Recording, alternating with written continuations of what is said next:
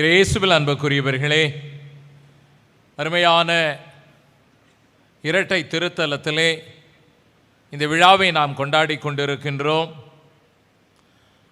போற்றும் இந்திய நாடு போற்றும் நம்முடைய மறைசாட்சி புனித தேவ சகாயம் பிள்ளையினுடைய அந்த வாழ்க்கையின் அனைத்து இரத்த சுவடுகளை வரலாறாக தாங்கியிருக்கக்கூடிய இந்த இடத்திற்கு நாம் எல்லோரும் இன்றைக்கு விழாவுக்காக வந்திருப்பது மகிழ்ச்சியும் ஒரு ஆன்மீகமும் ஒரு அக்கறையும் நம் உள்ளத்திலே உருவாக்கி கொண்டிருக்கிறது. உங்கள் எல்லாருக்கும் எங்களுடைய திருவிழா வாழ்த்துக்களை மிகுந்த மகிழ்ச்சியோடு தெரிவித்துக் கொள்கின்றோம். என் அன்பார்ந்த மக்களே, கட்டுப்பாட்டோடு இருங்கள், கட்டுக்கோப்பாக இருப்பீர்கள். கட்டுப்பாட்டோடு இருங்கள், நீங்கள் கட்டுக்கோப்பாக இருப்பீர்கள். எதற்காக கட்டுப்பாட்டோடு இருக்க வேண்டும்? அந்த ஒரு கேள்வியை நீங்கள் கேட்டீர்கள் என்றால், இன்றைய 3 வாசகங்களும் அதற்கு பதில் சொல்லக்கூடிய பதில்களாக இருக்கும். ஒன்று, இசையா எழுதிய இறைவாக்கு நூல் முதல் வாசகம் என சொல்லுகின்றது. அவர் எப்படி இருப்பார்? அதாவது ஒரு கட்டுப்பாட்டோடு கட்டுக்கோப்போடு வாழுகின்ற ஆளுமை திறன் என்ன? அந்த ஆளுமை எப்படிப்பட்ட ஆளுமையாக இருக்கும் என்றால், அவர் நெறிந்த நாணலை முறியார். ஒரு நாணல் இருக்கிறது, அந்த நாணலை முறிப்பதற்கு பெரிய வல்லமையும் ஆற்றலும் சக்தியும் பலமும் தேவையில்லை. அவருடைய ஆளுமை எப்படிப்பட்டது என்றால், எவ்வளவு மென்மையான ஆளுமை இருக்கும் என்றால், ஒரு நாணலை முறிப்பதற்கு கூட அவரால் முடியாது. அந்த அளவுக்கு மென்மையான ஒரு ஆளுமை படைத்தவராக இருப்பார். அடுத்ததாக, மங்கி எரிகின்ற திரியை அணைக்க மாட்டார். திரியை அணைப்பதற்கு, இந்த பீடத்தில் இருக்கக்கூடிய ஒரு திரியை அணைப்பதற்கு சக்தி ஆற்றல் தேவையே அல்ல. லேசாக உங்களுடைய மூச்சுக்காற்று எளிதாகப்பட்டு விட்டாலே போதும், அதை அணைந்து விடும். அதுவும் மங்கி எரிகின்ற அந்த திரியை, கொழுந்து விட்டு எரிகின்ற திரியை அணைப்பதற்கு ஓரளவுக்கு ஒரு பலமான மூச்சுக்காற்று வேண்டும். ஆனால் நீங்கள் முதல் வாசகத்தில் வாசிக்க கேட்டீர்கள், மங்கி எரிகின்ற திரியை அணைக்க மாட்டார். அந்த அளவுக்கு ஒரு மென்மையான ஒரு ஆளுமை படைத்தவராக இருக்கின்றார். மென்மையான என்றால் அங்குதான் வலிமையான சக்தியும் ஆற்றலும் இருக்கிறது. அன்பார்ந்தவர்களே, வன்முறையற்ற ஒரு ஆளுமை, அதைத்தான் இங்கு குறிப்பிடப்படுகிறது. நம்ம எல்லாரையும் மீட்க வருகின்ற அந்த மெசியா என்கின்ற ஆளுமை இப்படிப்பட்டவராக இருப்பார். எனவே இந்த மெசியா என்கின்ற ஆளுமை பலவிதமான கட்டளைகளுக்குள் தன்னை அடக்கி கொண்டு கட்டுக்கோப்பாக வாழக்கூடியவருடைய ஆளுமை எவ்வளவு மென்மையாக இருக்கிறது பாருங்கள். மகிழ்ச்சியான ஒரு ஆளுமையாக மாற்றிக்கொண்டிருக்கிறார். என் அன்பார்ந்தவர்களே, பவுலடியார் கொரிந்தியருக்கு எழுதிய திருமுகத்தில் 2வது வாசகத்தை சொல்லுகின்றார். எப்படி என்றால், பந்தயத்தில் ஓடுகின்றேன். பந்தயத்தில் ஓடக்கூடியவன் பலவிதமான கட்டுப்பாட்டுகளோடு இருக்கின்றான். உங்கள் எல்லாருக்கும் தெரியும், விளையாட்டு வீரர்களுக்கு என்று ஒரு கட்டுப்பாடு இருக்கிறது. கட்டுப்பாடுகள் கட்டுக்கோப்புகள் இல்லை என்றால் விளையாட்டு வீரர்கள் வெற்றி பெற முடியாது. பவுலடியார் அழகாக சொல்லுகிறார், எனக்கென்று ஒரு இலக்கு இருக்கிறது, கடவுள் தருகின்ற பரிசை நான் பெற வேண்டும் என்பதுதான் அந்த இலக்கு. அந்த இலக்கை பெறுவதற்காக நான் ஓடிக்கொண்டிருக்கிறேன். ஓட்டப்பந்தயத்தில் ஓடுகின்ற ஒருவனை போன்று நான் ஓடிக்கொண்டிருக்கிறேன். அந்த ஓட்டப்பந்தயத்தில் பங்கேற்கக்கூடியவன் கட்டுப்பாடுகளோடு இருக்க வேண்டும், நிபந்தனைக்குள் வாழ வேண்டும். நானும் அதுபோல் கடவுள் எனக்கு தருகின்ற பரிசை பெறுவதற்காக ஒரு கட்டுக்கோப்போடு கட்டுப்பாட்டுகளோடு வாழ்ந்து கொண்டிருக்கின்றேன். எனவே அந்த ஒரு சூழ்நிலை எனக்கு இருக்கின்ற பொழுது நிச்சயமாக அந்த பரிசை பெற்றுக்கொள்வேன். எனவே என் அன்பார்ந்த மக்களே, நாம் எல்லாரும் ஓரளவுக்கு கட்டுப்பாட்டுகளோடு வாழ வேண்டும் என்பது நிச்சயம். இல்லை என்றால் நம்முடைய வாழ்க்கை நாம் நினைத்தது போன்று அமையாது, மிக மிக பரிதாபமான வாழ்க்கையாக முடிந்துவிடும். இன்றைய உலக அளவிலே நாம் பார்த்து கொண்டிருக்கிறோம். எத்தனையோ நமக்கு தெரிந்தவர்கள் கட்டுப்பாடு இல்லாத வாழ்க்கை வாழ்ந்த காரணத்தினால் தங்களுடைய வாழ்க்கையின் கடைசி பகுதியை சோகத்தில் முடிந்திருக்கிறார்கள். எவ்வளவு பெரிய பணக்காரர்களாக இருந்தாலும், செல்வாக்கினர்களாக இருந்தாலும், அரசியல் அதிகாரம் படைத்தவர்களாக இருந்தாலும், ஆணவக்காரர்களாக இருந்தாலும், ஒரு கட்டுக்கோப்பு இல்லாத வாழ்க்கை கடைசியில் அவர்களுடைய இறப்பிலே மிக மிக பரிதாபமான ஒரு முடிவை அவர்களுக்கு கொடுத்திருக்கிறது. அன்பார்ந்தவர்களே, எனவே இன்றைக்கு நாம் இந்த ஒரு சிந்தனை எடுத்துக்கொண்டிருக்கிறோம் என்றால் முதலில் கட்டுப்பாடான வாழ்க்கை என்பது என்ன என்பதை சிந்திப்போம். இஸ்ராயல் மக்களை எடுத்துக்கொள்ளுங்கள். எகிப்து நாட்டில் வாழ்ந்து கொண்டிருந்தார்கள். எபிரேயர் என்று சொல்லக்கூடிய மக்களாக வாழ்ந்து கொண்டிருந்தார்கள். இவர்களையெல்லாம் மோசே தன்னுடைய தலைமையின் கீழ் இஸ்ராயல் நாட்டில் எகிப்து நாட்டிலிருந்து பாலைவனத்தின் வழியாக, சீனாய் பாலைவனத்தின் வழியாக பாலும் தேனும் பொழிகின்ற கானா நாட்டுக்கு அழைத்து வருகின்றார். எத்தனை வருடங்கள் அங்கே சுற்றி சுற்றி திரிந்தார்கள்? 40 வருடங்களாக சுற்றி திரிந்தார்கள். 350 கிலோமீட்டர் கடப்பதற்கு நடப்பதற்கு 40 வருடங்கள் கண்டிப்பாக தேவையே அல்ல. ஆயினும் அவர்கள் சுற்றி திரிந்தார்கள். கடவுள் அவர்களை சுற்றி திரிய வைத்தார். ஏனென்றால் அந்த பழைய இனத்தை, அந்த பழைய தலைமுறையினரை அழித்து புதிய தலைமுறையினரை கொண்டு வந்தார். நான் மீண்டும் சொல்கிறேன், கடவுளுடைய அந்த நாட்டுக்கு, ஆட்சிக்கு கடவுளுடைய பரிசை பெற வேண்டும் என்றால் ஒரு கட்டுக்கோப்பு இல்லாத, கட்டுப்பாடு இல்லாத அந்த மக்கள் இனமாக கடவுள் அவர்களை கானா நாட்டுக்குள் கொண்டு வர விரும்பவில்லை. எனவே தான் 40 வருடங்கள் எடுத்துக்கொண்டார். அந்த 40 வருடங்களுக்குள்ளே அந்த மக்களை ஓரளவுக்கு கட்டுப்பாட்டுள்ள மக்களாக மாற்றினார். எப்படி? நீங்கள் விவிலியத்தில் வாசிக்கின்ற பொழுது, அந்த விடுதலை பயண நூல் வாசிக்கின்ற பொழுது 6 லட்சம் மக்கள் மோசையோடு வெளியேறினார்கள்.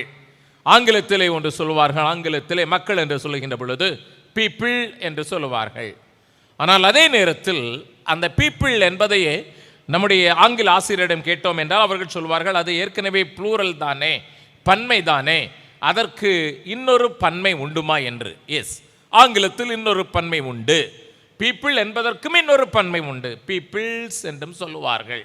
அந்த பீப்பிள்ஸ் என்று சொல்லிவிட்டோம் என்றால் ஐயோ இவருக்கு ஆங்கிலம் தெரியவில்லை என்று ஓரளவுக்கு வைத்துக் கொள்ளுங்களேன். அந்த பீப்பிள்ஸ் என்றால் பல்வேறு இனத்து மக்களை குறிக்கக்கூடியது. ஓரளவுக்கு தமிழ் சொல்ல வேண்டும் என்றால் மக்கள்களை குறிக்கக்கூடியது. நீங்கள் எல்லாரும் மக்களாக இருக்கிறீர்கள். ஆனால் பல நாட்டு மக்கள், பல இனத்து மக்கள் ஒன்றாக சேர்த்து சொல்ல வேண்டும் என்றால் அப்படியும் சொல்லலாம், பல்வேறு இனத்து மக்கள். எனவே மோசையோடு வந்தவர்கள் எல்லாம் எபிரேயர்கள் மட்டுமல்ல, அன்பார்ந்தவர்களே, எபிரேயர்கள் மட்டுமல்ல, அந்த பாலைவன பயணத்தில் அவரோடு சேர்ந்து கொண்ட பல்வேறு இனத்து மக்கள், அதாவது மக்கள்கள் மோசையோடு வந்தார்கள். ஒவ்வொருவருக்கும் ஒவ்வொரு தனிப்பட்ட விருப்பு, கட்டுப்பாடு, கட்டுக்கோப்பு இருந்தது. அந்த பாலைவன பயணத்திலே நீங்கள் எல்லாரும் அப்படியே கற்பனை செய்து பார்த்து விட்டோம் என்றால் ஒவ்வொரு நாளும் கொலை நடந்தது, ஒவ்வொரு நாளும் அக்கிரமங்கள் நடந்தது, தாங்க முடியாத அக்கிரமங்கள் நடந்தது. ஒவ்வொரு இனமும் இனத்து மக்களும் தங்களுடைய கட்டளை தான் சிறந்தது என்று வாழ்ந்தார்கள். தங்களுடைய அந்த இனத்திற்கு ஏற்ற ஒரு விதத்தோடு வாழ்ந்தார்கள். எனவே அங்கே கட்டுக்கடங்காத வன்முறைகள் ஏற்பட்டன. கட்டுக்கோப்பை தாண்டிய ஒரு வாழ்க்கை முறை ஏற்பட்டது. எப்பொழுது அந்த மக்கள்கள், நான் மீண்டும் சொல்கிறேன், எப்பொழுது அந்த மக்கள்கள் எல்லாம் ஒன்றாக சேர்ந்தார்கள் என்றால் சீனாய் மலை அடிவாரத்தில் தான் அந்த மக்கள்கள் எல்லாம் ஒன்றாக சேர்ந்தார்கள். நீங்கள் 10 கட்டளை கொடுக்கின்ற பொழுது அதில் வாசித்திருப்பீர்கள். என்னவென்றால் அந்த கடவுள் மோசேயினுடைய தலைமையிலே சீனாய் மலை அடிவாரத்தில் மக்களை எல்லாம் ஒன்று சேர்க்கிறார். ஒன்று சேர்க்கின்ற பொழுது அப்பொழுதுதான் கடவுள் அவர்களுக்கு 10 கட்டளைகளை கொடுத்து ஒரு இனமாக, இதுவரைக்கும் பல இனங்களாக வாழ்ந்தவர்கள், அப்பொழுதுதான் கடவுள் அவர்களை ஒரு இனமாக மாற்றுகிறார். எனவே தான் கடவுள் முதல் முறையாக சீனாய் மலை அடிவாரத்தில் மக்களுக்கு சொல்கிறார், இதோ பார், நான் உங்களுக்கு கடவுளாக இருப்பேன், இனி நீங்கள் நமக்கு மக்களாக இருப்பீர்கள். நம்மை தவிர வேறு கடவுள் உங்களுக்கு இல்லை. 10 கட்டளைகள் கொடுக்கப்பட்டதே அந்த இடத்தில் தான். அந்த 10 கட்டளைகள் தான், கடவுள் கொடுத்த அந்த சட்டங்கள் தான் அந்த மக்களை எல்லாம் ஒன்றாக இணைத்தது, ஒரு கட்டுக்கோப்புக்குள் கொண்டு வந்தது. என்றைக்கு அந்த மக்கள் 10 கட்டளைக்குள் ஒன்றாக இணைந்தார்களோ அன்றிலிருந்து அவர்கள் கானான் நாட்டில் நுழைவதற்கு தயாராகிவிட்டார்கள். எனவே இந்த உலகத்தை நீங்கள் எடுத்துக்கொள்ளுகின்ற பொழுது கட்டளைகள், கட்டுப்பாடுகள் தான் ஒரு இனத்தை உருவாக்கும். அன்பார்ந்தவர்களை, நாம் எல்லாரும் சோசியாலஜி, சமூகவியல் படித்திருப்போம். சுருக்கமாக சொல்லிவிடுகின்றேன். அந்த சமூகவியல் படிக்கின்ற பொழுது ஒரு இனம் எப்படி உருவாகிறது என்று சொல்லுவார்கள். ஒரு இனம் உருவாவதற்கு 4 எல்கள் வேண்டும். எல், ஆங்கிலத்தில் வரக்கூடிய எல், 4 எல்கள் வேண்டும். 1, ஒரு லீடர் வேண்டும். எல், ஒரு தலைவன். இரண்டாவதாக ஒரு லேண்ட் வேண்டும், ஒரு நாடு வேண்டும். இவை எல்லாமே அந்த விடுதலை பயணத்தில் வரும். மூன்றாவதாக ஒரு லிட்டர்ஜி வேண்டும், ஒரு வழிபாடு வேண்டும்.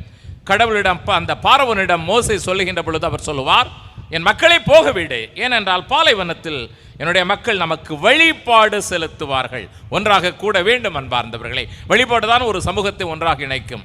நான்காவதாகவும் ஒரு எல் உண்டு. அந்த எல் என்னவென்றால் அதனை லிட்ரேச்சர் இல்லை என்றால் லாங்குவேஜ் என்று சொல்லுவார், லா என்று சொல்வார்கள். லா லா. எனவே சட்டம் என்பது ஒன்று அங்கு கண்டிப்பாக வேண்டும். இந்த இஸ்ராயல் மக்களை ஒன்றிணைத்தது அந்த சட்டம்தான். சட்டங்கள் இல்லை என்றால் இஸ்ராயல் மக்கள் இல்லை. எனவே கட்டுக்கோப்புகள் கட்டுப்பாடுகள் என்று சொல்வதை இன்னும் கொஞ்சம் அழகாக விரித்து கட்டளைகள் என்றும் சொல்லலாம். கட்டளைகளுக்கு உட்பட்டு பவுலடியா சொல்கிறார், நிபந்தனைகளுக்கு உட்பட்டு நான் வாழுகின்ற பொழுதுதான் எனக்கு தேவைப்பட்ட பரிசு கிடைக்கும் என்று. தமிழுக்கு வருகின்றேன். நம்முடைய தமிழர் மொழியை பார்க்கின்ற பொழுது ரொம்ப பெருமையாக இருக்கும். ஒரு பெருமை என்றால் அழகு கடந்த ஒரு பெருமையாக இருக்கும். தமிழர் மொழி எப்படி அழகாக வைத்திருக்கிறார்கள். வீடு கட்டுகிறீர்கள், வீட்டிலே நீங்கள் கதவை வைக்கிறீர்கள். கதவு இருந்தால்தான் வீட்டிற்குள் வர முடியும். கதவு இருந்தால்தான் வீடு என்கின்ற அந்த வாழ்வுக்குள் நுழைய முடியும். அந்த கதவு எதிலே நிலைத்து இருக்கிறது தெரியுமா? கதவு நிலை என்று சொல்கிறீர்கள். ஆனால் நம்முடைய கிராமிய பாஷைகளிலே மொழிகளிலே அழகாக அதற்கு ஒரு வார்த்தை உண்டு, கட்டளை என்று சொல்லுவீர்கள். எதற்காக தமிழர்கள் கட்டளை என்று வைத்திருக்கிறார்கள்? 10 கட்டளை என்று வைத்திருக்கிறீர்கள். அந்த கட்டளையா இல்லை என்றால் இது இன்னொரு கட்டளையா? யோசித்து பாருங்கள். அடுத்தது நம்முடைய வீடுகளை எடுத்துக்கொள்கின்ற பொழுது எப்படி தமிழர்கள் அழகாக அந்த வார்த்தைகளை பயன்படுத்தியிருக்கிறார்கள். கதவுகள் கட்டளைகள், ஜன்னல்கள் அவைகள் இதில் இருக்கின்றன, சட்டங்களில் பொருத்தப்பட்டிருக்கின்றன.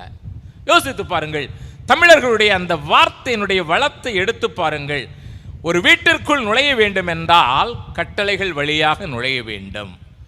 ஒரு வாழ்வுக்குள் நுழைய வேண்டும் என்றால் கட்டளைகள் வழியாக நுழைய வேண்டும் அன்பார்ந்தவர். எனவேதான் ஏனென்றால் அந்த வீட்டினுடைய கட்டளை என்பது சரியான அளவுகோலை குறிப்பிடுகிறது. இந்த அளவுகோலுக்குள் இருந்தால்தான் நீ வீட்டுக்குள் நுழைய முடியும். கதவு சரியாக கட்டளைக்குள் பொருத்தப்பட்டிருக்கிறது.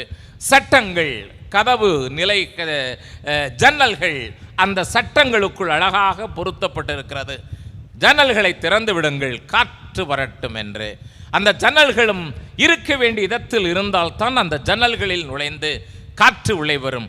அதுபோன்றுதான் மனிதர்கள் வாழ்க்கையிலே சட்டங்களுக்குள் நுழைந்தால்தான், சரியான அளவு சட்டங்களுக்குள் நுழைந்தால்தான் அவர்கள் வாழ்க்கையை பெற்றுக்கொள்ள முடியும் அன்பார்ந்தவர்கள். எனவேதான் நம்முடைய முன்னோர்கள் அழகான 2 வார்த்தைகளையும் வீட்டுக்கு சொல்லுவதன் மூலமாக வாழ்வுக்கும் அதனை சொல்லியிருக்கிறார்கள். ஒரு காலகட்டத்திலும் நீங்கள் மறக்கக்கூடாது என் அன்பு மக்களே. கட்டளைகள், சட்டங்கள் வீட்டிற்கு மட்டுமல்ல வாழ்வுக்கும் இந்த 2மே கண்டிப்பாக தேவைப்படுகிறது. அந்த சட்டங்களை தூக்கிவிடுங்கள், வாழ்க்கை இருட்டாகிவிடும். கட்டளைகளை தூக்கிவிடுங்கள், கண்டிப்பாக வீடு இருட்டாகிவிடும். அடுத்து அப்படி பார்க்கின்ற பொழுது இன்றைக்கு நாம் எல்லாரும் இந்த கட்டுப்பாடு கட்டளைகளை எப்படி மதிக்க வேண்டும்? நிச்சயமாக 10 கட்டளைகள் என்பதுதான் அந்த இஸ்ராயல் மக்களை ஒருங்கிணைத்தது. ஆண்டவர் கொடுத்திருக்கக்கூடிய இந்த சட்டங்கள் தான் இஸ்ராயல் மக்களை ஒரு மனிதனமாக உருமாற்றியது. வீட்டிற்கு சென்ற பிறகு இணைச்சட்டம் 6:7 வாசித்து பாருங்கள். இணைச்சட்டம் 6:7 அருமையான ஒரு பகுதி. அந்த 6வது அதிகாரத்தில் சொல்லப்பட்டிருக்கிறது. கடவுள் சொல்கிறார் மோசேயை பார்த்து, இதோ இந்த மக்கள் எல்லாம் உன்னை பார்த்து கேட்பார்கள். உன்னுடைய சந்ததி வருகின்ற அந்த தலைமுறையினர் உன்னை பார்த்து கேட்பார்கள், எதற்காக கடவுள் நம்மை இப்படி அழைத்து வந்திருக்கிறார், நம்முடைய மூதாதையர்களுடைய கதை என்ன என்று கேட்டால் இணைச்சட்டம் 6 அழகாக சொல்லுகிறது. உன்னுடைய மரபுகளுக்கு நீ இதனை சொல். எதனை சொல்? மரபுகளுக்கு சொல். நாமெல்லாம் ஒரு காலகட்டத்தில் எகிப்து என்கின்ற நாட்டிலே அடிமைகளாக இருந்தோம். பார்வோனுடைய அடிமைத்தனத்தில் நாம் எல்லாம் வெந்து நொந்து போனோம், தீர்ந்து போனோம், சோர்ந்து போனோம், அழிந்து போனோம். அந்த நேரத்திலெல்லாம் நம்முடைய கடவுள் யாவே கடவுள் நம் மீது இரக்கம் கொண்டு பரிவு கொண்டு மோசே என்கின்ற அந்த மாபெரும் தலைவனுடைய தலைமைத்தன்மை கீழ் நம்மளை கொண்டு வந்தார். சந்தோஷம். நாம் எல்லாரும் அதிலே வருகிறது, வாசித்து பார்த்தால் தெரியும், அதிலே வருகிறது, நாம் எல்லாரும் மகிழ்ச்சியாக வாழ வேண்டும் என்பதற்காக அந்த கடவுள் நமக்கு நியமனங்களை கொடுத்தார், கட்டளைகளை கொடுத்தார்.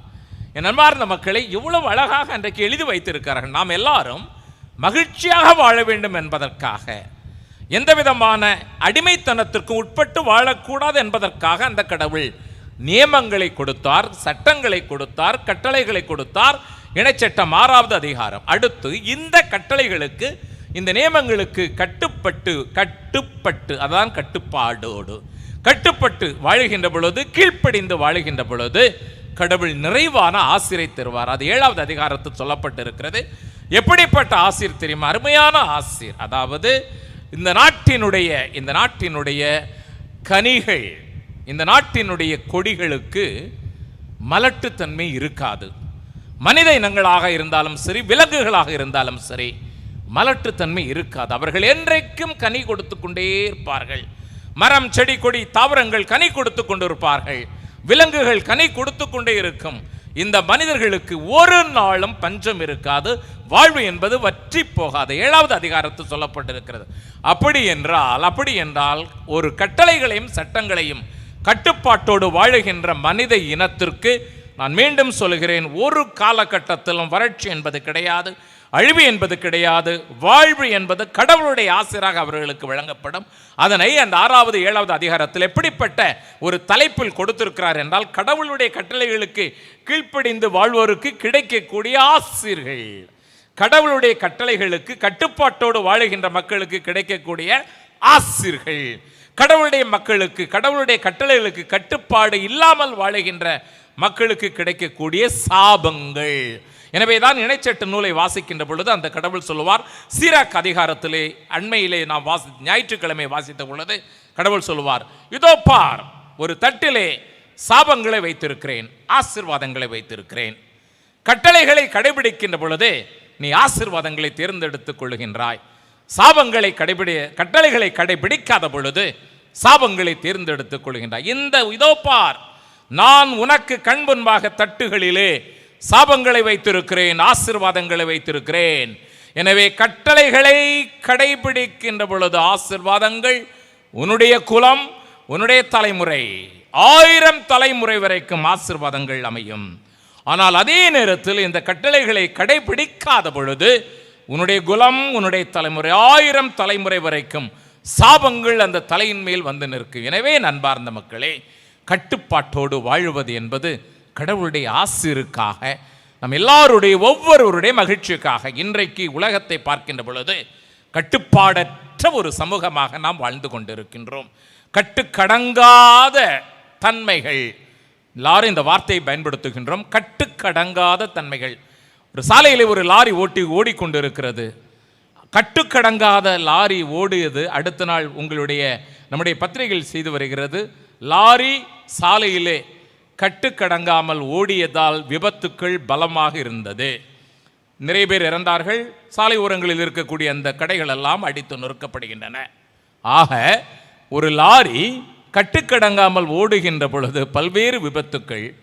நம்முடைய வாழ்க்கை மட்டும் கட்டுக்கடங்காமல் ஓடுகின்ற பொழுது விபத்துக்கள் வராதா? இதுதான் என்னுடைய கேள்வி.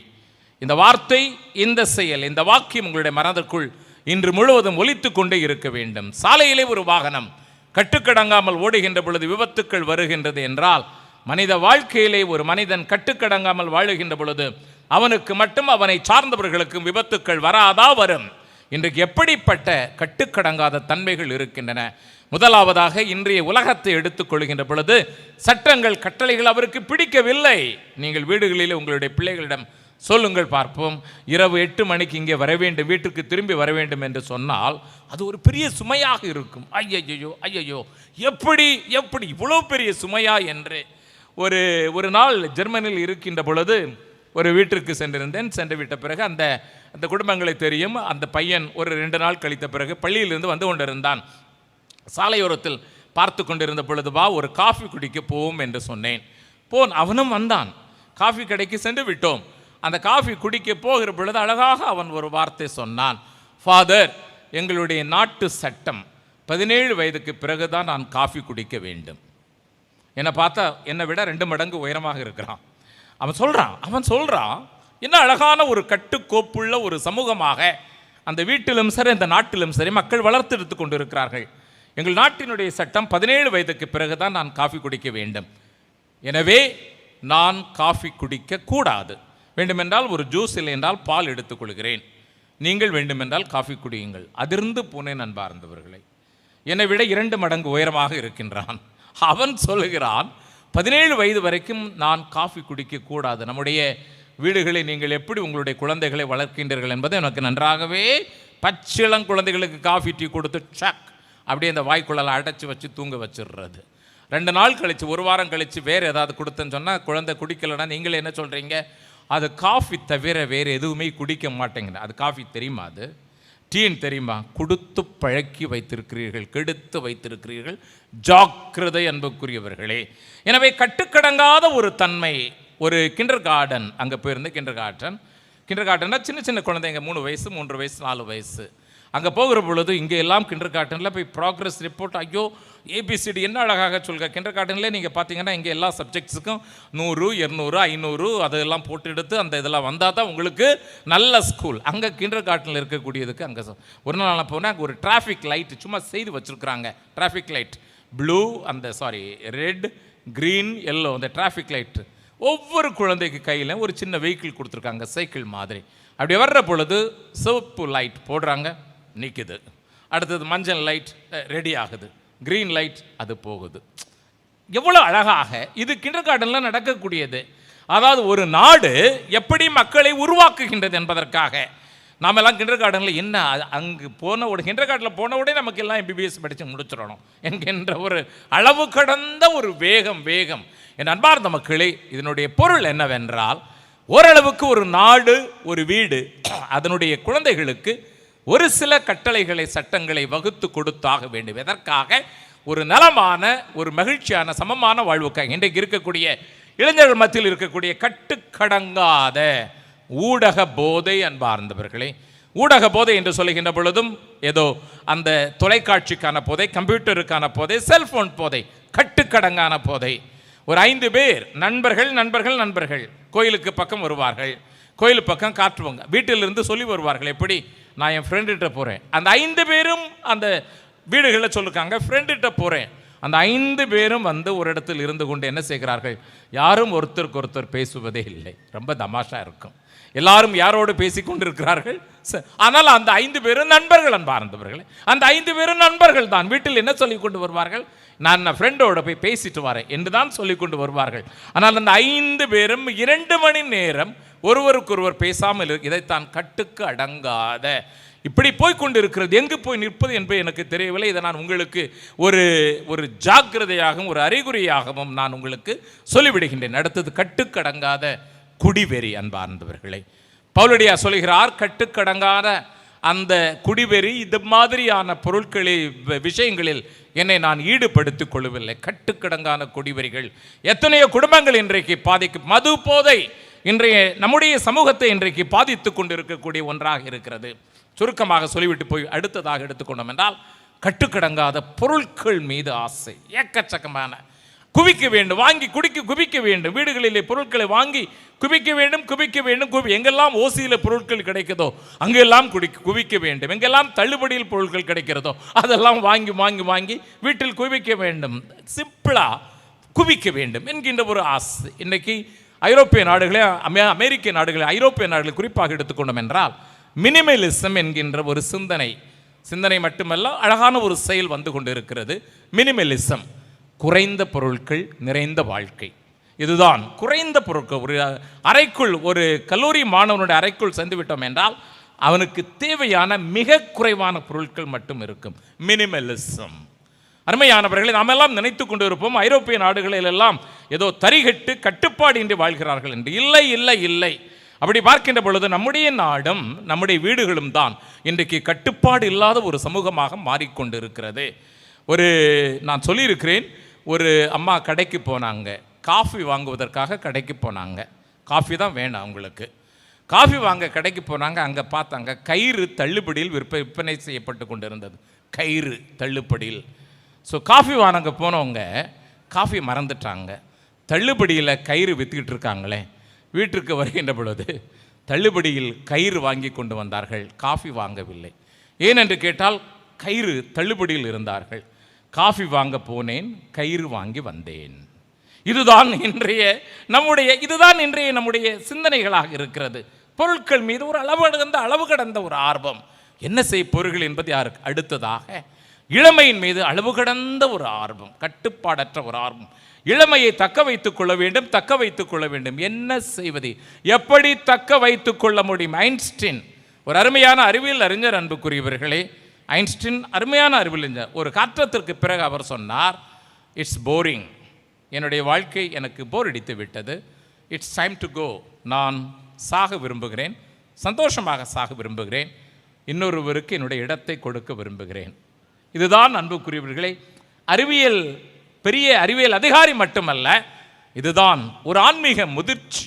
நமக்கெல்லாம் இன்றைக்கு அமெரிக்காவில் நடக்கக்கூடிய ஒரு சில நிகழ்ச்சிகளை பார்க்கின்ற பொழுது பயங்கர பயமாக இருக்கிறது. இளமையை தக்க வைத்துக் கொள்ள வேண்டும் என்பதற்காக என்னதெல்லாமோ இப்பொழுது செய்த சில வருடங்களாக செய்த செயல்கள் எல்லாம் வெளிவந்து கொண்டிருக்கின்றன. என் அன்புக்குரியவர்களே, இளமை என்பது அது இளமைதான். அப்படி என்றால் இளமை தக்க வைத்துக் கொள்வீர்கள் என்றால் முதுமை என்பது தேவையே இல்லை. அடுத்தது கட்டுக்கடங்காத ஆடம்பரம். ஆடம்பரமான ஒரு வாழ்க்கை. என்ன செய்ய போவீர்கள் என்பது எனக்கு தெரியவில்லை. ஒரு 10 மாடி இல்லை என்றால் 10 அறைகள் கொண்ட அறையிலே எவ்வளவு எத்தனை அறைகளில் தூங்குவீர்கள், எத்தனை கட்டில்களில் தூங்குவீர்கள்? 10 அறைகள் இருக்கிறது, அதில் 20 கட்டில்கள் இருக்கிறது என்பதற்காக ஒவ்வொரு நாள் இரவும் அந்த ஒரு இரவு 20 கட்டில்களில் மாறி மாறி தூங்கி கொண்டு இருப்பீர்களா? இல்லை அன்பார்ந்தவர்களே, உன்னுடைய உடலுக்கு தேவையான அந்த அடி அளவுதான் தூங்கி கொண்டிருக்க முடியும். கட்டுக்கடங்கான அந்த பொருட்கள் இருக்கிறது என்பதற்காக அதிகமாக சாப்பிட்டு நோய்களை வருத்தி கொண்டு இருப்பீர்கள். எவ்வளவு பொருட்களை, எவ்வளவு பணங்களை நீங்கள் அதிகமாக சேமித்தாலும் இன்றைக்கு ஒரு குறிப்பிட்ட வருடத்திற்கு பிறகு காலையில் 2 இட்லி, மாலையில் 2 இட்லி, அவ்வளவுதான், முடிந்து போகிறது வாழ்க்கை. பின்னேன் எதற்காக இந்த கட்டுக்கடங்காத மோகங்கள், கட்டுக்கடங்காத ஆடம்பரங்கள், கட்டுக்கடங்காத பண வெறிகள், கட்டுக்கடங்காத பொருள் வெறிகள் எதற்காக? பிறரை பாதித்து பாதித்து பாதித்து தீமைகள் செய்து செய்து செய்து சம்பாதித்து என்ன ஒரு காரணத்திற்காக? அன்பார்ந்தவர்கள் யோசித்து பாருங்கள். எனவே என் அன்பு மக்களை, நாம் எல்லாரும் யோசித்துக் கொண்டிருப்போம், நம்மை நாம் தயாரிப்போம். இன்றைய நற்செய்தி வாசகம் அழகாக சொல்கிறது, தயாரியுங்கள், விழிப்போடு இருங்கள். வெறும் ஜபத்தால் மட்டுமல்ல, வாழ்க்கை என்பது கட்டுப்பாட்டுகளோடும் கட்டளைகளோடும் இருக்கக்கூடியது வாழ்க்கை. அதற்கு ஏற்றாற் போன்று நம்முடைய வாழ்க்கையை தீர்மானியுங்கள். நீங்கள் இந்த உலகத்தில் மகிழ்ச்சியாக இருப்பீர்கள். உங்களுடைய குழந்தைகளுக்கு அந்த மகிழ்ச்சியை கற்றுக் கொடுங்கள். இன்றைய குழந்தைகள் சில கட்டுப்பாடுகள் இல்லாமல் வாழுகின்ற பொழுது அந்த குழந்தைகளுடைய வாழ்க்கையை பெற்றோர்கள், பெரியோர்களாகி நீங்கள் அழிக்கின்றீர்கள். கேட்பதெல்லாம் கொடுப்பது என்பது இன்றைய வாழ்க்கை நீதியாகி மாறிவிட்டது. நம்முடைய குழந்தைகள் எதை கேட்டாலும் கொடுக்க வேண்டும். யார் சொன்னது குழந்தைகள் கஷ்டம் தெரியாமல் குழந்தைகளை வளர்க்க வேண்டும் என்று? யார் சொன்னது? கஷ்டம் தெரிந்து குழந்தைகளை வளர்த்து பாருங்கள் அன்பார்ந்தவர்களே. கஷ்டம் தெரிய வேண்டும். பெற்றோர்கள், பெரியோர்களுடைய கஷ்டங்கள் தெரிய வேண்டும். இந்த சோறு எப்படி வந்தது, இந்த சோற்றுக்கு பின்னணியில் எவ்வளவு தூரம் நான் உழைத்திருக்கிறேன் என்று பெற்றோர்கள் சொல்ல வேண்டிய அளவுக்கு நம்முடைய பிள்ளைகளுக்கு வீட்டிலேயே அப்படிப்பட்ட மறைக்கல்வி பாடத்தை கற்றுக் கொடுங்கள். அவர்கள் செவி சாய்க்கட்டும், அவர்களுக்கு வாழ்க்கையினுடைய அந்த நெளிவு சுழிவு தெரியட்டும். இல்லை என்றால் நான் மீண்டும் சொல்கிறேன், நீங்கள் கொடுக்கக்கூடிய அந்த கட்டுப்பாடற்ற வாழ்க்கை உங்களுடைய குழந்தைகளைத்தான் பிற்காலத்தில் அழிக்கும், ஒழிக்கும். நீங்கள் நினைப்பீர்கள் உங்களுடைய பிள்ளைகளுக்கான வருங்காலத்தை உருவாக்குங்கள் என்று. இல்லை, அது இருண்ட காலத்தை உருவாக்குகின்றீர்கள். எனவே என் அன்பார்ந்த மக்களே, ஆண்டவர் நமக்கென்று ஒரு பரிசு வைத்திருக்கிறார். உலகம் சார்ந்த ஒரு பரிசு. அது என்னவென்றால் அறிவுசார், உணர்வுசார், அழகான ஒரு வாழ்க்கை. அதை தாண்டி ஒரு விண்ணக பரிசு. அந்த கடவுளின் கட்டளைகளுக்கு ஏற்றபடி வாழ்ந்து, நேர்மை உண்மை அதை கடைபிடித்து வாழ்ந்து அந்த விண்ணக பரிசை கடைபிடிப்பது. பவுலடியார் இதற்கு ஒரு மாபெரும் சிறந்த எடுத்துக்காட்டு. நம்முடைய மறைசாட்சி தேவ சகாயம் பிள்ளை. என் அன்பார்ந்த மக்கள், அவர் பட்ட அந்த வேதனைகள் எல்லாம் எதற்காக? வாழ்க்கையை ஒரு கட்டுக்குள் வைக்க வேண்டும் என்பதற்காக வேதனைப்பட்டிருக்கிறார். இன்றைக்கு பார்ப்போற்றும் ஒரு மனிதராக அவருடைய திருவடிகளில் நாம் இருக்கிறோம் என்றால் அதற்காக அன்பார்ந்தவர்கள். எனவே பெரிய பெரிய மனிதர்கள் எல்லாம் இன்றைக்கு உலகத்தில் கட்டுப்பாட்டோடு வாழ்ந்தவர்கள்தான். 101 வயது வரைக்கும் அண்மையில் வாழ்ந்து மறைந்த ஒரு நல்ல மனிதர், அடுத்ததாக 94 வயது வரைக்கும் வாழ்ந்த, அதை தாண்டி வாழ்ந்த பெரியவர் ஒருவர். இவர்கள் எல்லாருமே பல வருடங்களுக்கு முன்பாக, விஞ்ஞானம் வளர்வதற்கு முன்பாக, மருந்துகள் கிடைப்பதற்கு முன்பாக, நீங்கள் இன்றைக்கு உண்ணக்கூடிய அந்தைய உணவுகள் கிடைப்பதற்கு முன்பாகவே அவர்கள் வாழ்க்கையினுடைய ஒரு கட்டுப்பாடு இருந்த காரணத்தினால் அதிகமான வருடங்கள் வாழ்ந்தார்கள். மனித வாழ்க்கையை போற்றக்கூடிய அளவுக்கு வாழ்ந்தார்கள். நம்முடைய புனிதரை போன்று, சில மனிதர்களை போன்று, ஆண்டவர் இயேசு கிறிஸ்துவை போன்று, பவுலடியாரை போன்று வாழ வரம் கேட்டு தொடர்ந்து ஜெபிப்போம். ஆமென்.